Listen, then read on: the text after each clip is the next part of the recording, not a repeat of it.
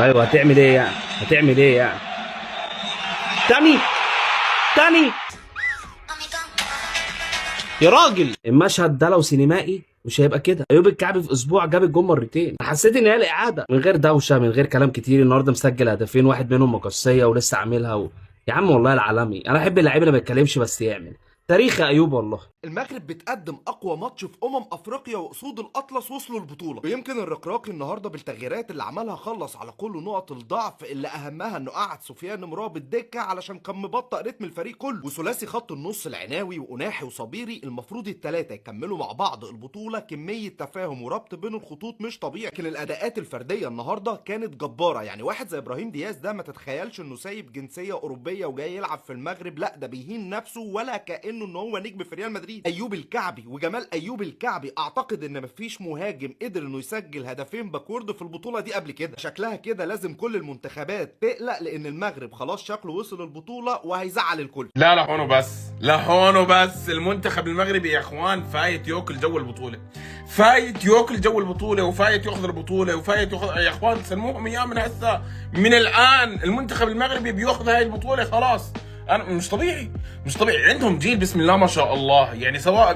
بيفوتوا منتخب ثاني ثالث اول، هم فايتين يفوزوا.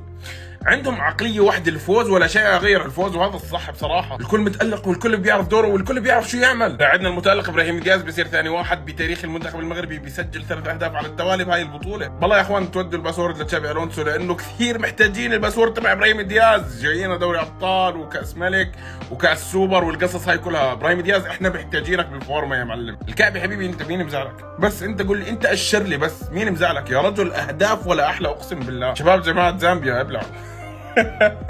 هلا مدريد ولا شيء اكثر.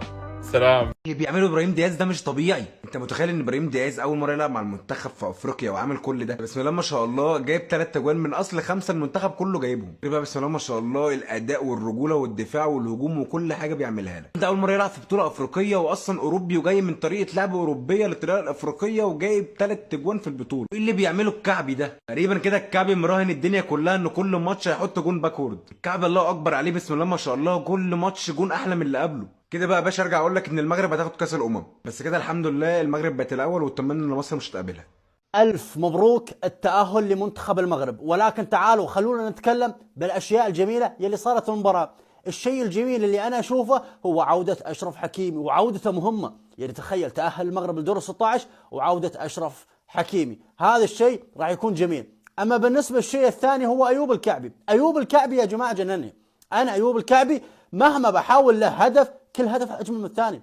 يعني ما يسجل أهداف عادية، كل هدف وجميل. أما بالنسبة أوناحي يا إخوان، السوبر أوناحي انتبهوا عليه. بس السوبر أوناحي أنا أقول لكم إياها من الآن، انتبهوا عليه. فللأمانة أشياء جميلة صارت. ولا ننسى الأخيرة وهو جمهور المغرب.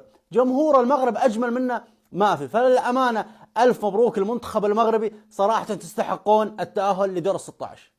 لا يا جماعة، أيوب الكعبي يلعب علينا، يكذب علينا، يقول لنا لاعب كرة قدم. لا مو لاعب كرة قدم، انت لاعب كرة قدم، انت لاعب بهلواني ما شاء الله تبارك الله.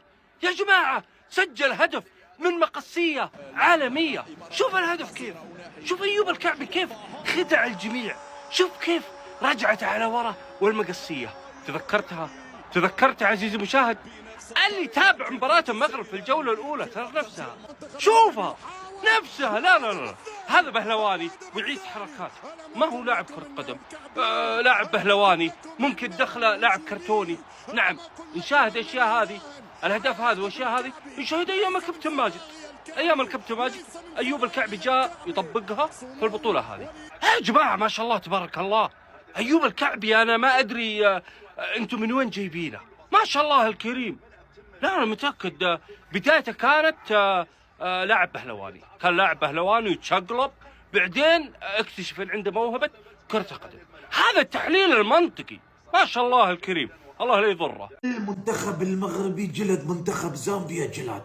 ألف مبروك للمغاربة على الفوز والتأهل من دور المجموعات في كأس أفريقيا. يا أخي منتخب عظيم، يا أخي منتخب خطير. بطل كأس العرب، بطل كأس العالم تحت 20 سنة، والحين يتأهل من دور المجموعات لكأس أفريقيا. عطوه بطولة كأس خلوه ياخذ البطولة. عطوه يلعب روحه. المنتخب ما له حل، والله ما له حل، المغربي ما له حل. الف مبروك لكم، ديما مغرب ديما مغرب ديما مغرب. أيوب الكعبي لا يعترف إلا بتسجيل الأهداف العالمية.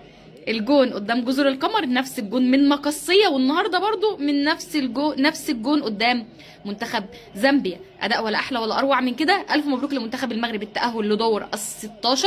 أداء جماعي رائع، أداء فردي رائع، وكمان اللي أحلى من الماتش كله إن إحنا كلنا بنقول الحمد لله على السلامة للبالون دور أشرف حكيمي. المغرب إلى دور ال16 وفي انتظار باقي المنتخبات العربية بكرة وبعده ان شاء الله. لحد دلوقتي منتخب مصر، منتخب المغرب، ومنتخب الجزائر هم من ضمنوا التأهل لدور ال16 في انتظار باقي المنتخبات العربية ان شاء الله. بس ايه الجون ده؟ المغرب تكتسح زامبيا يا اخوان بثلاثية نظيفة وتتأهل للدور القادم كمتصدر للمجموعة. وابراهيم دياز يا الونسو يصبح اول لاعب مغربي يسجل في 3 مباريات متتالية في افريقيا من السبعينات.